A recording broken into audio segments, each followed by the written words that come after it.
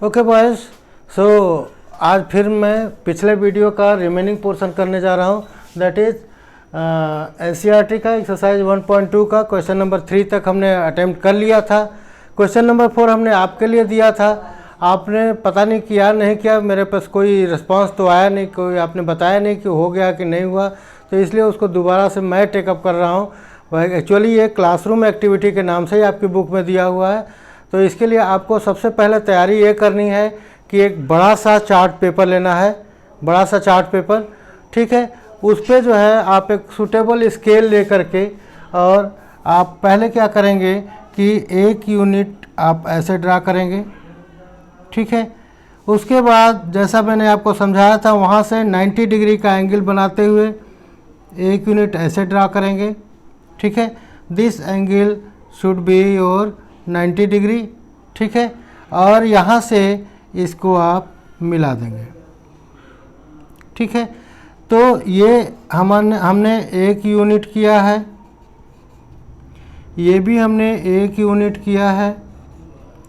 तो बच्चों ये कितना हो जाएगा? वेरी करेक्ट, ये हो जाएगा 2 यूनिट। कैसे होगा? तो हम करेंगे, इसको हम O मान लेते हैं, इसको हम मान लेते हैं आपके बुक के हिसाब से P1, ये हो गया आपका P2, ठीक है। तो कैसे हुआ? तो 1 square plus 1 square should be equal to this square. तो 1 और 1 कितना होगा? 1 का स्क्वायर कितना होगा बच्चों? 1 होगा। इस 1 का स्क्वायर भी 1 होगा, दोनों को टोटल करेंगे तो भी क्या होगा? 1 + 1 दैट विल बी 2।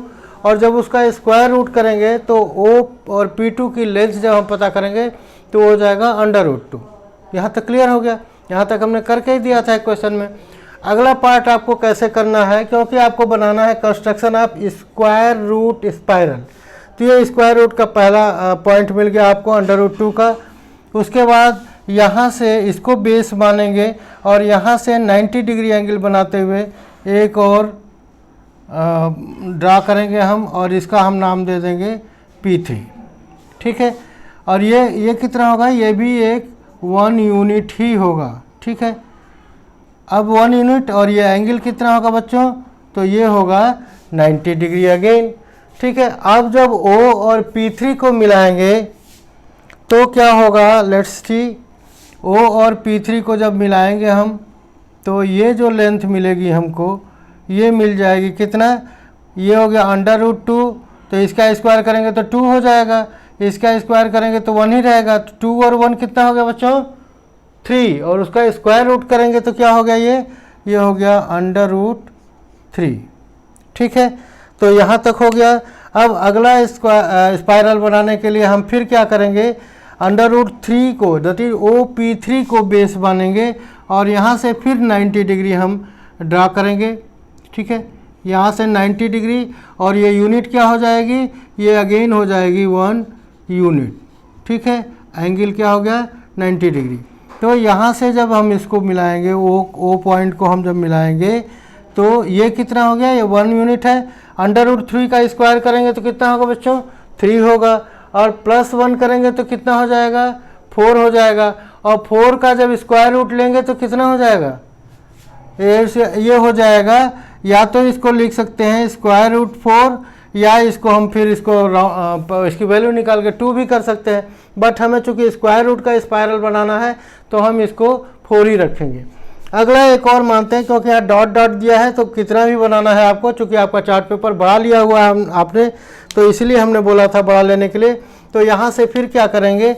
ये पॉइंट हो गया आपका P4, और यहाँ से फिर 90 डिग्री आप एंगल लेंगे, ठीक है।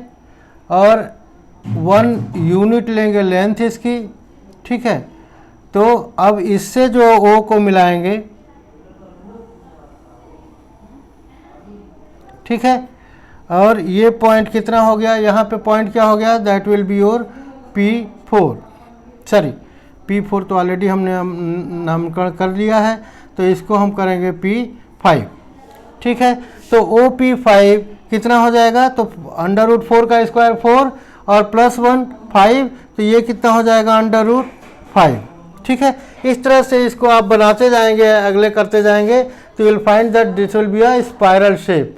और इसके स्पाइरल शेप के कारण ही इसको हम क्या बोलते हैं, स्पाइरल बोलते हैं। और किसका स्पाइरल बन रहा है, स्क्वायर रूट का स्पाइरल बन रहा है। तो ये सारे आप देख रहे हैं कि सभी हमारा स्क्वायर रूट ही बना हुआ है लेंथ। तो ये इस तरह से हम ये एक्टिविटी कर लेंगे। यहाँ तक क्लियर हो गया बच्चों। तो यहाँ तक था आपका एक्सरसाइज 1.2 का लास्ट क्वेश्चन। ठीक है, अब इसके बाद हम आगे करेंगे और आगे करने के लिए हम देखते हैं कि आपके सिलेबस में क्या है। तो अगला क्वेश्चन है आपका एग्जाम्पल 5। ओके बच्चों, तो आगे हम कर रहे हैं एग्जाम्पल 5 करना है, जिसमें हमें क्या पता करना है, find the decimal expansion of 10/3, 7/8 and 1/7। So let us find out one by one. Now first of all we will find out 10/3. 10/3 का मतलब क्या हुआ, 10 डिवाइडेड बाई 3। ठीक है बच्चों, तो कितनी बार जाएगा, इट विल बी 3 और यहाँ क्या हो जाएगा, 9 हो जाएगा। यहाँ रिमाइंडर क्या बचेगा, 1 बचेगा। अब 1 बचेगा तो 1 में 3 से जाएगा नहीं, तो हम यहाँ पॉइंट लेंगे और पॉइंट लेते ही यहाँ पे क्या हो जाएगा, 0 हो जाएगा, 10 हो जाएगा। और 10 हो जाएगा तो फिर again will take it 3, again it will be 9, again 1 will be the remainder. और आपको पता है जब पॉइंट लगा लेते हैं तो उसके बाद फिर सीधा 0 बढ़ाते जाते हैं। तो यहाँ अगेन 10 कर लिया हमने, अगेन 3 बढ़ गया, अगेन 9 हुआ एंड 1 अगेन हो गया। तो it is continuing. Let's see the second one, that is 7 divided by 8। ठीक है, तो ये है 7 और इसमें हम 8 से डिवाइड कर रहे हैं। ठीक है, तो 7 में जाएगा क्या 8, नहीं जाएगा। तो हम क्या करेंगे, 0 बार ले जाएंगे और उसके बाद फिर यहाँ पे पॉइंट लगा लेंगे। तो ये कितना हो जाएगा, 70, और 70 में फिर 8 से करेंगे तो 8 8 जा 64 हो जाएगा। यहाँ 10 - 4 विल बी 6 और here will be nothing left with. अब चूँकि पॉइंट लगा चुके हैं तो 0 एक बार और उतार सकते हैं, 60। और ये कितनी बार जाएगा, ये हो जाएगा 7 टाइम्स, ये हो जाएगा 56 और यहाँ पे रिमाइंडर बचेगा 4। अगेन 0 ले आएंगे, अब कितनी बार जाएगा, तो 5 टाइम्स जाएगा and it will be equal to 40 and the remainder left with will be nothing, that is equal to 0। ठीक है, तो ये हो गया। तीसरा करते हैं, यहाँ पे हम करते हैं 1 और डिवाइडेड बाई 7। ठीक है, तो यहाँ भी 0 जाएगा नहीं, तो पहले 0 ले जाएंगे, ये 10 हो जाएगा। फिर 1 टाइम पॉइंट के बाद 1 टाइम ले जाएंगे, ये हो जाएगा 7, ये हो जाएगा 3, अगेन 0 और 28, 2 अगेन 0, 14, ये 6 हो गया, 0,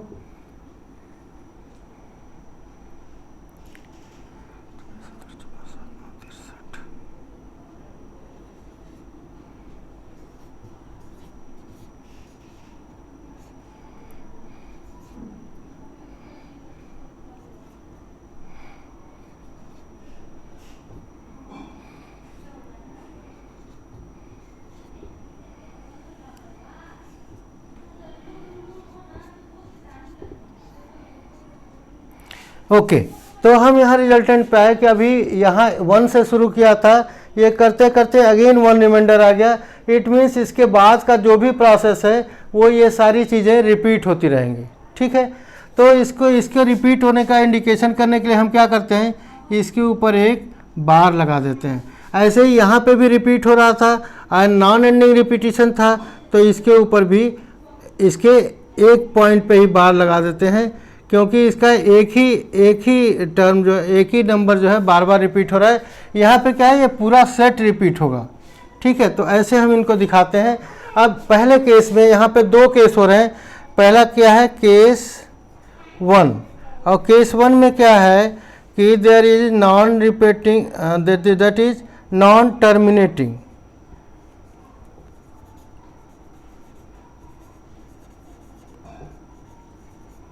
क्या है ये नॉन टर्मिनेटिंग है क्योंकि टर्मिनेट हो ही नहीं रहा है, बट रिपीटिंग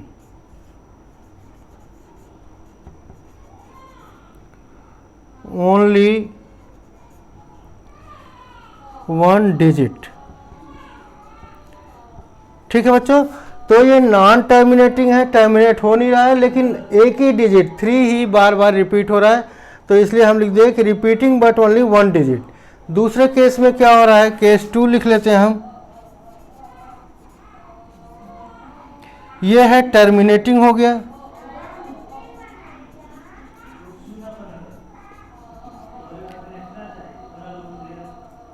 नो रिमाइंडर। ठीक है, इसमें कोई रिमाइंडर नहीं बच रहा है, या रिमाइंडर के लिए नो रिमाइंडर या रिमाइंडर इज इक्वल टू 0 कर देंगे। यहाँ पे क्या हुआ, ये केस 3 हुआ। ओके बच्चों, तो केस 3 इसमें क्या हो रहा है कि this is also known terminating but repeating कितने डिजिट है, 1 2 3 4 5 6, रिपीटिंग 6 डिजिट। ठीक है, और इसलिए इनको हम बोलते हैं कि इतने, इसके ऊपर हम एक बार लगा देते हैं, इसका मतलब ये सारी डिजिट फिर से रिपीट हो रही है, डिजिट फिर से रिपीट हो रही है, ऐसे होगा। ठीक है, और एक केस और होता है which is in the case of your pi.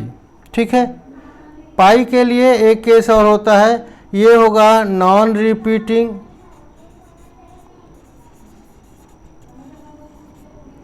And non terminating.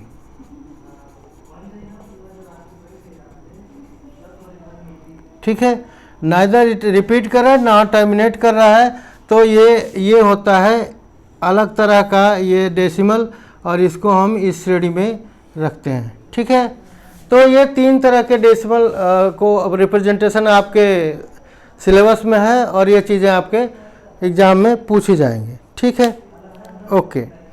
अब अगला पोर्शन आएगा, वो आएगा कि ये अभी तो क्या था, ये फ्रैक्शनल फॉर्म में था, मीन्स p/q के फॉर्म में था, और आप उसको कन्वर्ट करके डेसिमल रिप्रेजेंटेशन में ले आए हैं। ठीक है, अब क्या होगा कि आपको डेसिमल रिप्रेजेंटेशन दिया होगा, and you have to convert it into the form of p/q, and for that let's take the next example. Okay, तो नेक्स्ट एग्जांपल जैसा हमने बताया था कि आपको ये 3.142678 को शो करना है कि ये एक रेशनल नंबर है, और रेशनल नंबर है इसका मतलब क्या है कि इसको हमें p/q के टर्म में दिखाना है। ठीक है, तो सॉल्यूशन जब लिखेंगे तो क्या लिखेंगे कि we have to show the decimal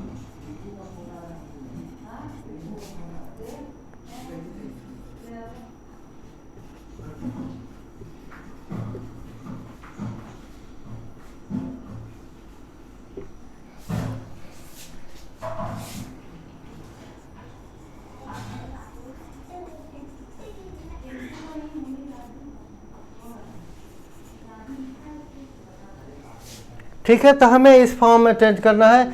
इसका सबसे आसान तरीका क्या है कि ये पहले ऊपर वाला नंबर पूरा लिखेंगे विदाउट डेसिमल, डेसिमल हटा देंगे, 3 1 4 2 6 7 8, और ये डिजिट काउंट करेंगे 1 2 3 4 5 6, और इसके नीचे लिख करके 1 लिख करके और 6 0 लिख देंगे, जितनी भी डिजिट होगी उतनी 0 लिख देंगे।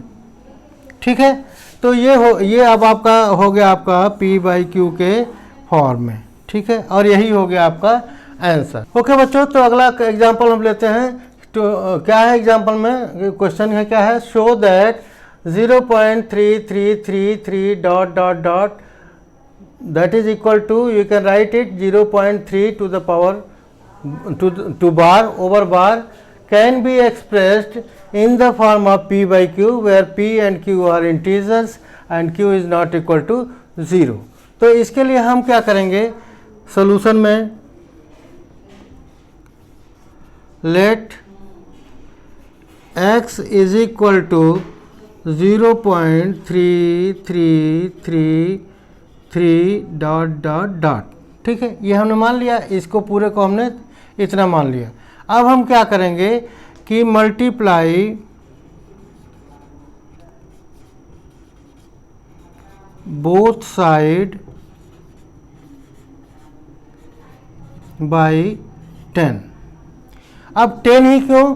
क्योंकि हमारा एक ही डिजिट रिपीट हो रहा है। अगर 2 डिजिट रिपीट हो रहा है तो हम 100 से मल्टीप्लाई करते।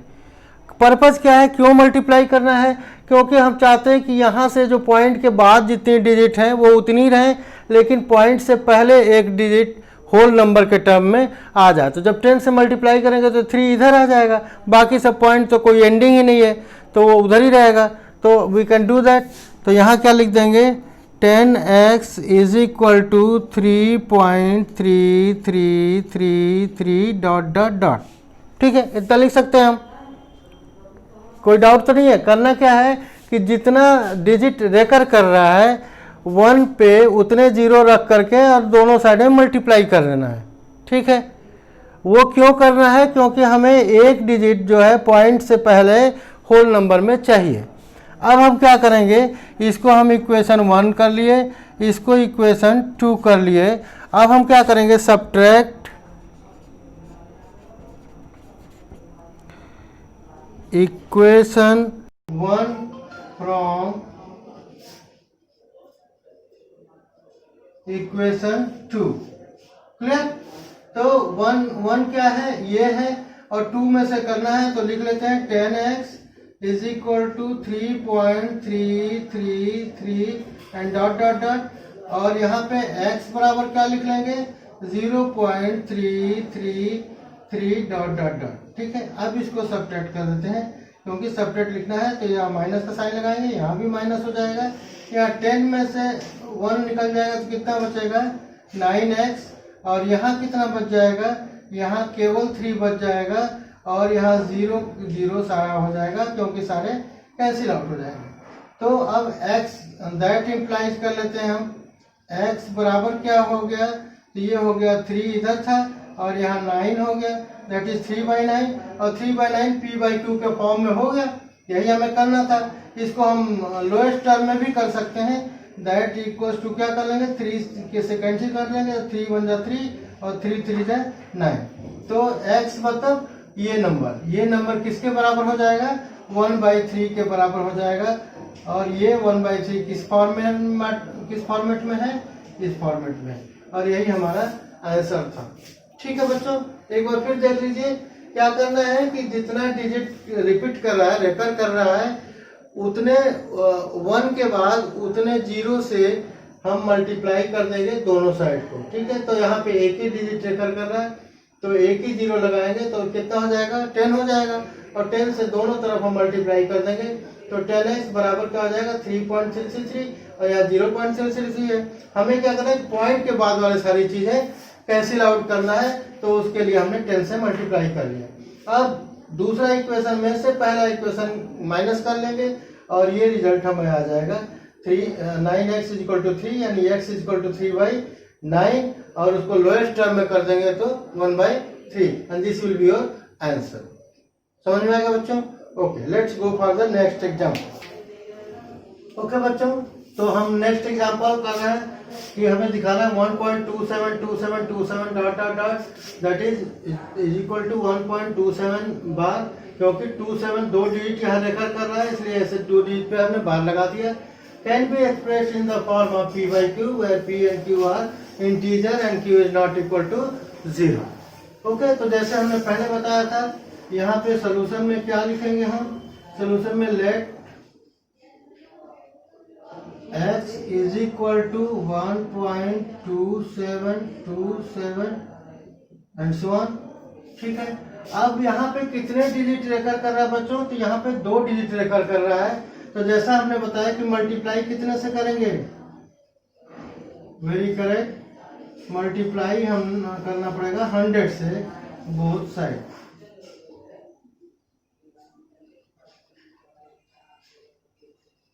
ठीक है, इसको हम इक्वेशन 1 लिख लेते हैं, और यहाँ पे क्या हो जाएगा 100x will be equal to 127.2727 dot dot dot. ठीक है, ये हो गया इक्वेशन 2। अब हम क्या करेंगे, इक्वेशन 2 से इक्वेशन 1 को माइनस करेंगे, फिर जैसा पहले हमने किया था। तो लिख लेते हैं सब्ट्रैक्टिंग इक्वेशन 1 फ्रॉम इक्वेशन 2। ठीक है, तो इक्वेशन 1 को 2 से सब्ट्रैक्ट करेंगे तो क्या हो जाएगा हमारे पास आंसर, देखते हैं। तो ये हो जाएगा 100x is equal to 127.2727 dot dot, ये हो जाएगा इक्वेशन 2। और यहाँ हो जाएगा x is equal to 1.2727 dot dot, ये हो गया इक्वेशन 1। ठीक है बच्चों, अब इनको हम सब्ट्रैक्ट करना है, तो यहाँ पे ऐसे कर लेते हैं, यहाँ माइनस कर देते हैं, यहाँ भी माइनस कर देते हैं। यहाँ क्या बचा बच्चों 99x, और यहाँ कितना बच गया 126। ठीक है, बाकी सब तो कैंसिल हो जाएगा, 7 में 7 जाएगा तो 6 बचेगा, और डेसिमल के बाद वाले सारे कैंसिल आउट हो गए। तो that implies x is equal to 126 divided by 99। ठीक है, इसको अगर ये तो हो गया हमारा p बाई क्यू के फॉर्म में, इसी फॉर्म में लिखना था, वो फॉर्म में हो गया है। लेकिन इसको हम लोएस्ट टर्म में लिखना चाहते हैं, तो इसको कैसे लिख देंगे, तो 11 से हम कैंसिल आउट कर देंगे, 11 हो जाओ 11। ठीक है, और नहीं सॉरी 9 से कैंसिल आउट करते हैं, नॉट 11 से नहीं कैंसिल आउट होगा, तो 9 1 जा 9, और यहाँ बच जाएगा 3 6 36, 9 4 जा 36, और यहाँ पे 1 1। तो ये हो गया हमारा आंसर p बाई क्यू के फॉर्मेट में। आप ये आंसर लिखेंगे तो भी आपका आंसर गलत नहीं होगा, लेकिन जैसा हम जानते हैं कि जब भी हम किसी फ्रैक्शन को डिनोट करते हैं या रिप्रेजेंट करते हैं, तो उसको लोएस्ट टर्म में रिप्रेजेंट करना ही बहादुरी होती है, वही बुद्धिमानी होती है। तो लोएस्ट टर्म में आप रिप्रेजेंट कर देंगे, इसका भी आंसर आ गया है। तो इस तरह का कोई भी क्वेश्चन आएगा तो हमको उम्मीद है कि आप अच्छी तरह से कर लेंगे। किसी को कोई डाउट नहीं ना बच्चों? इसको फिर से रिवाइज, अगर आपको डाउट होता है तो एक बार इस वीडियो को फिर से रिवाइज करके देख लीजिएगा, आपको सारा कॉन्सेप्ट बहुत आसानी से क्लियर हो जाएगा। ठीक है।